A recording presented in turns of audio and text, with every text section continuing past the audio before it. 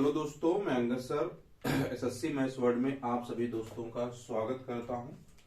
तो अभी तक हम दोस्त प्राचीन भारत के 3-4 क्लास वैदिक सभ्यता के बारे में पढ़ लिए थे।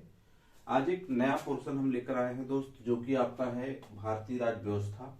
और भारतीय राज्य व्यवस्था में हम पढ़ेंगे संविधान सभा। संविधान सभा से एक प्रश्न सभी प्रश्न पेपरों में आते हैं, तो उसको ध्यान दीजिएगा। संविधान सभा का निर्माण कैबिनेट मिशन 1946 द्वारा हुआ था। इसमें कुल 11 अधिवेशन हुए थे।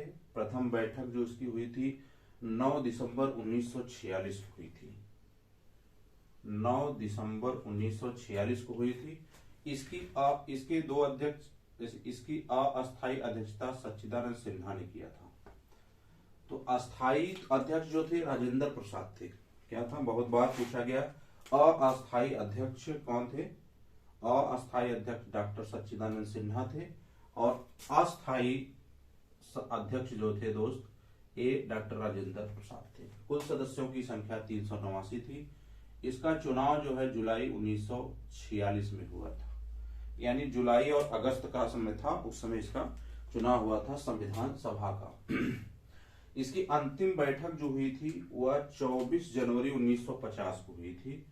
अंगीकृत किया गया था 26 नवंबर और 1949 में। इसमें कुल महिलाओं की संख्या बहुत बार पूछा जाता है। संविधान सभा में उपस्थित कुल महिलाओं की संख्या कितनी थी? तो 15, मतलब कुल महिलाएं कितनी थी? 15 महिलाएं थी।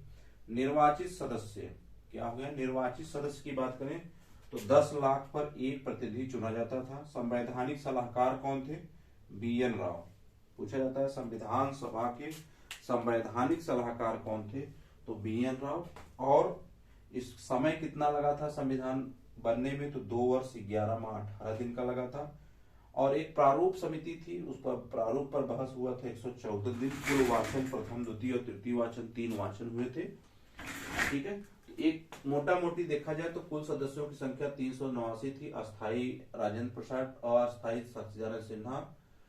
और चुनाव जुलाई अगस्त 1946 को था। निर्माण कब हुआ था? कैबिनेट मिशन 1946 द्वारा। कुल प्रथम बैठक 9 दिसंबर 1946 को हुई थी। अंतिम बैठक 24 जनवरी 1950 को हुआ था। अंगीकृत 26 नवंबर 1949 को हुआ था। इसमें महिलाएं कुल 15 थी। और प्रारूप समिति पर बहस 114 दिन हुआ था।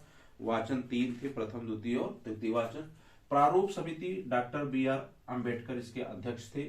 ठीक है, और डॉक्टर राजेंद्र प्रसाद ने 2 समिति बनी थी इन पे, एक प्रक्रिया नियम समिति, एक संचालन समिति। और जवाहरलाल नेहरू जो है वो संघ समिति के और संघीय संविधान समिति के अध्यक्ष थे। तो ये अध्यक्ष और समिति है। प्रारूप समिति doctor BR Ambedkar, doctor Rajendra Prasad प्रक्रिया समिति, संचालन समिति, जवाहरलाल नेहरू संघ समिति और संघीय संविधान समिति बनी थी। ठीक है, तो ये अध्यक्ष मोटा मोटी तौर पर हो गया। अब प्रारूप समिति बनी कब थी? 29 अगस्त 1947 को। इसके कुल 7 सदस्य हैं। यहां से प्रश्न पूछ के आता है।